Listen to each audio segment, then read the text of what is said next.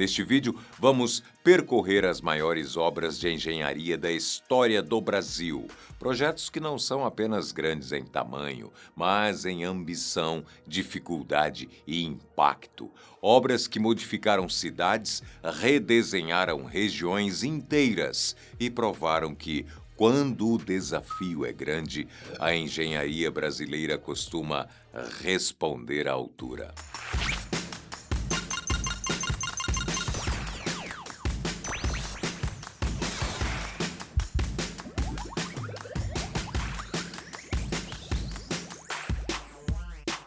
Número 10, Viaduto 13, Rio Grande do Sul. No interior do Rio Grande do Sul, escondido entre morros íngremes e mata fechada, está uma das obras mais impressionantes da engenharia brasileira, o Viaduto 13, também conhecido como Viaduto do Exército.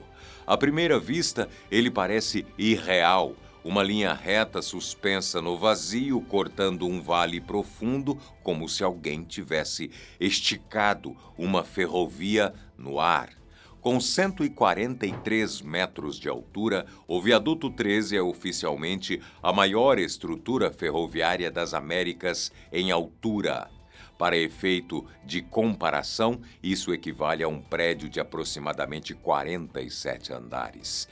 No ranking global, ele figura entre as maiores obras ferroviárias do planeta, ficando atrás apenas do viaduto Mala-Rijeka, em Montenegro, e da ponte ferroviária sobre o rio Chenab, na Índia, inaugurada em 2021 e atual líder mundial. A obra tem 509 metros de extensão, sustentados por 15 pilares gigantescos cravados em um terreno extremamente acidentado. Cada pilar recebeu cerca de 400 metros cúbicos de concreto, com fundações enterradas a até 21 metros abaixo do nível do solo, uma exigência imposta pela instabilidade geológica da região. O Viaduto 13 faz parte da Ferrovia do Trigo, um projeto ambicioso iniciado ainda na década de 1940 e concluída apenas em 1978. A ferrovia liga o Vale do Taquari ao norte do estado e foi pensada para escoar a produção agrícola gaúcha. Construí-la exigiu abrir túneis em rocha maciça, erguer dezenas de viadutos e vencer um relevo que parecia simplesmente incompatível com trilhos de trem. Durante o pico das obras, cerca de 2.500 profissionais estiveram envolvidos entre civis e militares. O custo total foi de 50 milhões de cruzeiros, valor que hoje equivaleria a aproximadamente 121 milhões e 500 mil reais. Um investimento gigantesco para a época, feito em um cenário sem a tecnologia digital que hoje facilita cálculos, medições e simulações estruturais. Número 9, Ponte Rio-Niterói, Rio de Janeiro. Quando foi inaugurada em 4 de março de 1974, a Ponte Rio-Niterói entrou para a história da engenharia mundial, ocupando o posto de segunda maior ponte do planeta em extensão. À época, atravessar a Baía de Guanabara em terra parecia uma ideia quase fantasiosa. A ponte transformou completamente a lógica de deslocamento entre o Rio de Janeiro e Niterói, reduzindo um trajeto de até 100 quilômetros para pouco mais de 13. A estrutura tem 13.290 metros de extensão total, sendo 8.836 metros sobre a água, o que já a coloca entre as maiores obras sobre ambiente marítimo já feitas. Mesmo com o surgimento de superpontes na Ásia, como a Danyang Kunshan, na China, com 164 quilômetros, e a Hong Kong Zhuhai-Macau, com 55 quilômetros, a Rio-Niterói mantém um título importante. É a maior ponte do Hemisfério Sul. Do ponto de vista técnico, a obra abriga um feito ainda mais impressionante. Seu vão central, localizado no trecho mais alto da travessia, é considerado o maior vão em viga reta contínua do mundo. São 300 metros de comprimento a 72 metros de altura, permitindo a passagem de grandes embarcações sob a ponte.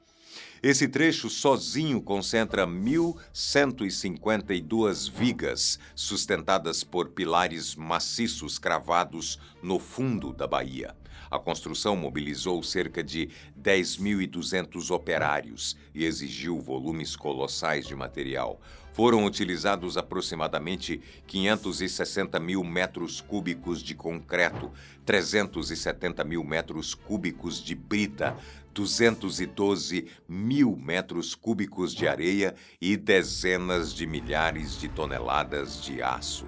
O peso total da estrutura ultrapassa 1,5 milhão de toneladas. O custo da obra chegou a 674 milhões de dólares, um valor monumental para aquela época. Ainda assim, a ponte se consolidou como uma das mais eficientes conexões urbanas do país. Hoje, cerca de 150 mil veículos atravessam a Rio-Niterói diariamente, fazendo dela uma peça central da mobilidade metropolitana fluminense. Número 8. One Tower, Balneário Camboriú, Santa Catarina. Erguido na orla de Balneário Camboriú, a One Tower é oficialmente o edifício mais alto do Brasil em todas as categorias e também o residencial mais alto da América Latina, um título que o coloca em um patamar raro, até mesmo em escala global. Com 290 metros de altura, o One Tower domina o skyline da cidade e se tornou um marco definitivo da verticalização extrema do país. São 84 pavimentos, sendo 70 habitáveis, com aproximadamente 140 apartamentos, 2 por andar. Para sustentar essa estrutura, foi necessária uma fundação colossal, equivalente ao tamanho de um prédio de 12 andares, enterrado no solo, capaz de distribuir o peso de milhares de toneladas com segurança em um terreno próximo ao mar. A construção mobilizou mais de 2.000 trabalhadores ao longo das obras e consumiu cerca de 25 mil metros cúbicos de concreto e quase 10 mil toneladas de aço. O investimento total ultrapassou 650 milhões de reais, refletindo o nível de complexidade estrutural e tecnológica envolvido no processo. Entre os feitos mais impressionantes do One Tower está o sistema de elevadores de alta performance, capazes de percorrer toda a altura do edifício em menos de 1 minuto. Em um prédio dessa escala, o deslocamento vertical deixa de ser apenas um detalhe e passa a ser um desafio de engenharia tão importante quanto a própria estrutura. Outro destaque está nos pavimentos 56 e 57, onde fica o chamado lazer mais alto das Américas. São áreas de convivência, piscina e espaços de uso comum, suspensos a uma altura que, até pouco tempo atrás, era exclusiva de mirantes e plataformas técnicas. No total, o empreendimento conta com 20 ambientes de lazer distribuídos em 4 andares, algo raro, mesmo entre arranha-céus de luxo. Além da altura, o One Tower também simboliza uma mudança no eixo da engenharia vertical brasileira. Durante décadas, os maiores edifícios do país se concentraram em São Paulo. Com ele, o Balneário Camboriú passou a disputar protagonismo internacional, consolidando-se como um dos principais polos de arranha-céus residenciais do Hemisfério Sul. Número 7. Porto de Santos, Santos, São Paulo. Muito antes de se tornar um gigante da logística global, o Porto de Santos já era, por si só, uma das maiores obras de engenharia já realizadas no Brasil. Trata-se do maior complexo portuário da América Latina, construído e ampliado ao longo de mais de um século sobre um ambiente naturalmente hostil, um estuário raso, instável e sujeito a assoreamento constante. O porto ocupa uma área de cerca de 7,8 milhões de metros quadrados, o equivalente a 18 vezes o tamanho do Vaticano, espalhada pelas margens de Santos, Guarujá e Cubatão. Para viabilizar essa estrutura, foi necessário um conjunto contínuo de obras de aterro, drenagem, contenção e reforço de solo, muitas delas inéditas no país quando executadas. O canal de navegação, que naturalmente tinha cerca de 6 metros de profundidade, precisou ser escavado e mantido artificialmente para permitir a entrada de navios cada vez maiores. Hoje, operações de drenagem constantes garantem calados superiores a 13 metros, um desafio permanente de engenharia hidráulica, já que o estuário recebe sedimentos de rios, marés e correntes oceânicas ao mesmo tempo. Outro feito estrutural impressionante é o sistema de cais lineares, com cerca de 15 quilômetros de extensão e 66 berços de atracação. Esses cais foram construídos com técnicas distintas ao longo do tempo, acompanhando a evolução da engenharia portuária, desde muros de contenção em alvenaria até estruturas modernas em concreto armado e aço, capazes de suportar guindastes gigantes e cargas extremas. A engenharia do Porto de Santos também envolveu grandes aterros artificiais, como o de Paquetá ou Teirinhos, que transformou áreas alagadas em retroáreas operacionais capazes de receber armazéns, pátios e terminais. Para isso, foi necessário transportar e compactar milhões de toneladas de material, criando solo onde antes havia apenas água. Internamente, o complexo abriga mais de 100 quilômetros de malha ferroviária, sistemas de dutos, vias perimetrais, redes elétricas próprias e estruturas de drenagem que funcionam como uma cidade técnica independente. Tudo isso precisa operar de forma sincronizada, em um ambiente onde qualquer falha estrutural pode comprometer não apenas o porto, mas áreas urbanas inteiras ao redor. Graças a essa base de engenharia pesada, o Porto de Santos tornou-se o único porto brasileiro entre os 100 maiores do mundo em movimentação de containers e o líder absoluto da América Latina nesse segmento. Número 6. Metrô da cidade de São Paulo. Debaixo da maior metrópole do Brasil, existe uma das obras de engenharia mais complexas já executadas no país: o metrô de São Paulo.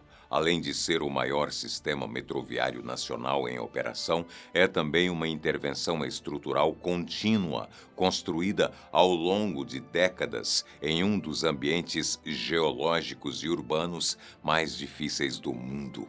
Hoje, o metrô paulistano soma 101 quilômetros de linhas e 89 estações, formando uma malha subterrânea que corta a cidade em diferentes profundidades. Para viabilizar essa rede, foi necessário escavar túneis sob avenidas movimentadas, rios canalizados, prédios históricos, arranha-céus e bairros inteiros já consolidados.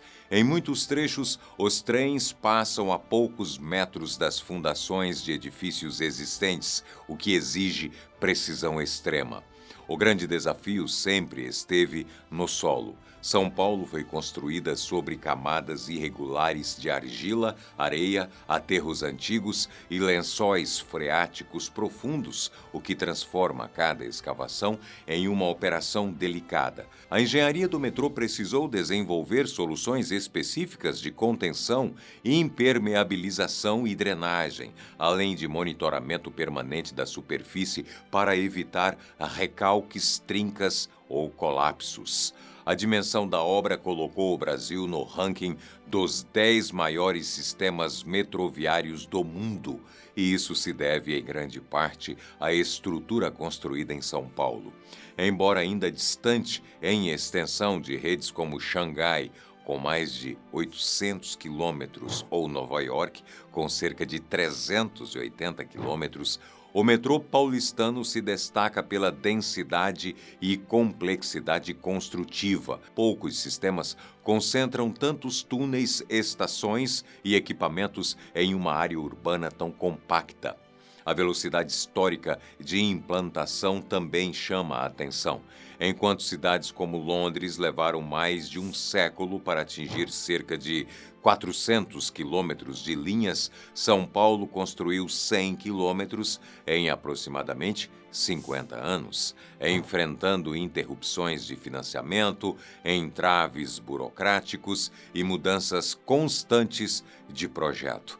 Cada novo trecho exigiu planejamento específico, métodos construtivos distintos e adaptações ao tecido urbano existente. Além da escavação, a engenharia envolveu a instalação de sistemas pesados de ventilação, energia, sinalização, drenagem e segurança, todos integrados em túneis que precisam operar com precisão quase absoluta. São milhares de toneladas de concreto, aço, cabos e equipamentos enterrados sob a cidade, funcionando de forma silenciosa e contínua. O resultado é uma obra que não se impõe na paisagem, mas sustenta o funcionamento da maior cidade do país. Número 5, Edifício Copan, São Paulo. No coração do centro de São Paulo ergue-se uma das obras mais ambiciosas da engenharia e da arquitetura brasileira. O edifício Copan é, oficialmente, o maior edifício residencial do Brasil e da América Latina. Um título que não se refere à altura, mas à escala urbana que ele concentra em um único corpo estrutural. São 1.160 apartamentos, distribuídos em 6 blocos interligados, com 32 andares e cerca de 115 metros de altura. O número de moradores ultrapassa 5.000 pessoas, o que faz com que o Copan tenha mais unidades habitacionais do que centenas de municípios brasileiros.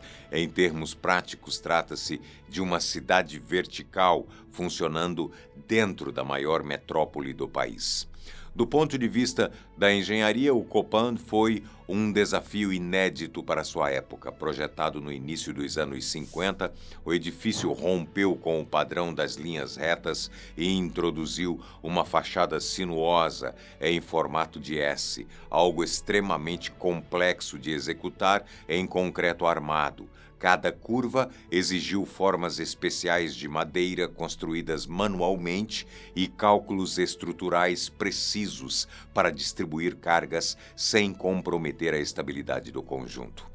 A estrutura do Copan é inteiramente feita em concreto armado, permitindo grandes vãos internos e reduzindo a necessidade de pilares excessivos. Isso garantiu flexibilidade aos apartamentos e criou uma massa contínua capaz de sustentar dezenas de lajes sobrepostas, mesmo com a movimentação intensa de moradores, visitantes e atividades comerciais. Outro ponto crítico foi a fundação.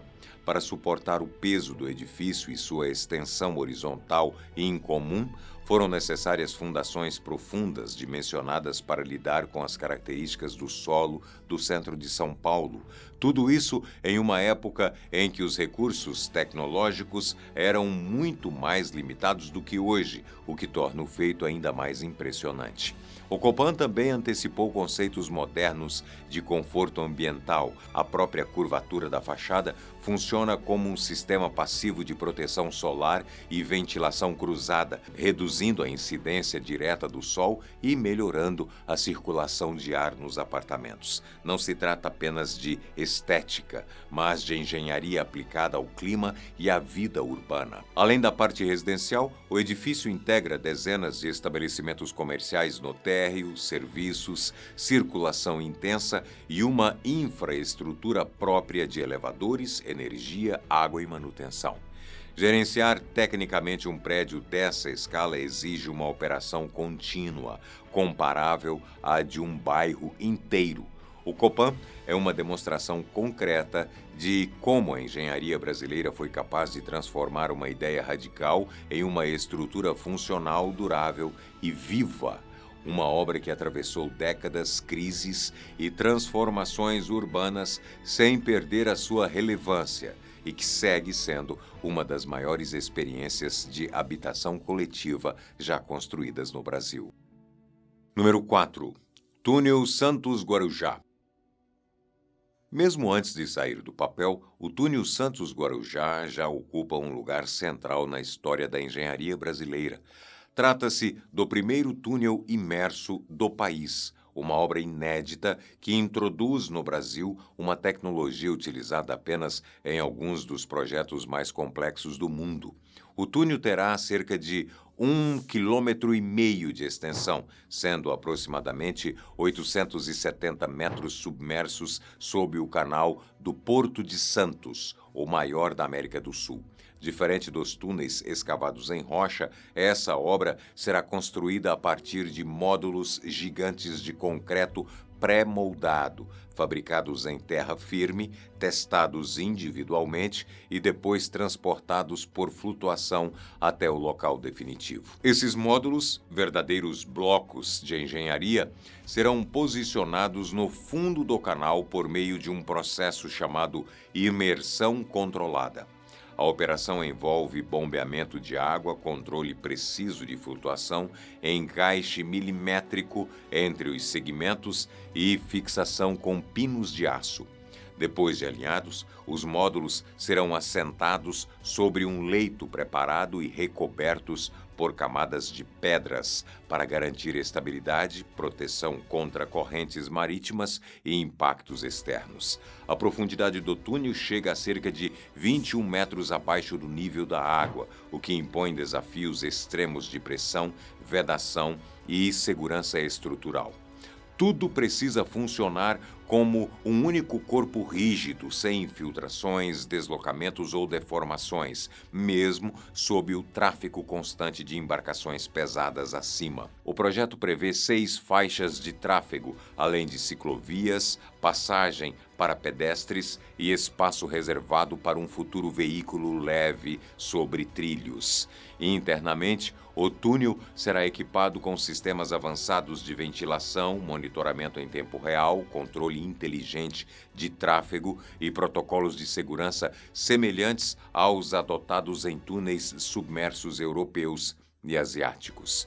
O investimento estimado é de 6,8 bilhões de reais, com prazo de construção em torno de 5 anos. Mais de 80 mil pessoas devem atravessar diariamente a ligação entre Santos e Guarujá, reduzindo a travessia que hoje pode levar até 1 hora para algo em torno de 1 a 2 minutos. Do ponto de vista da engenharia, o túnel representa uma virada de chave. Ele não apenas resolve um problema histórico de mobilidade, mas insere o Brasil no seleto grupo de países capazes de executar obras submersas de alta complexidade em ambiente portuário ativo, sem interromper operações logísticas estratégicas. Número 3. Transposição do Rio São Francisco. Poucas obras de engenharia no Brasil lidaram com uma escala territorial tão ampla quanto a transposição do Rio São Francisco. Trata-se do maior projeto de infraestrutura hídrica já executado no país e um dos mais extensos do mundo em regiões semiáridas. O empreendimento foi concebido para transferir parte das águas do Rio São Francisco para bacias do Nordeste setentrional, por meio de um sistema artificial de rios, canais, túneis, aquedutos, estações de bombeamento e reservatórios. No total, são mais de 700 quilômetros de extensão, atravessando terrenos extremamente variados, do sertão pedregoso a áreas de relevo acidentado. Do ponto de vista da engenharia, o desafio foi monumental. A obra exigiu a construção de mais de 30 aquedutos, 9 estações de bombeamento, centenas de quilômetros de canais revestidos em concreto e túneis escavados em rocha maciça. Em alguns trechos, a água precisa ser elevada a mais de 300 metros de altura, o que demanda sistemas de bombeamento contínuos e de alta potência. O volume de terra movimentado supera 60 milhões de metros cúbicos, número comparável ao de grandes barragens internacionais. Para viabilizar isso, foi necessário implantar estradas, canteiros industriais, linhas de energia e estruturas de apoio em regiões onde praticamente não havia infraestrutura prévia. Outro ponto crítico foi o controle hidráulico. Diferente de uma barragem onde a água é contida, a transposição exige fluxo constante, controlado e previsível ao longo de centenas de quilômetros. Pequenos erros de inclinação ou revestimento poderiam gerar perdas, erosão ou falhas estruturais em cadeia. Cada metro do sistema precisou ser calculado com precisão milimétrica.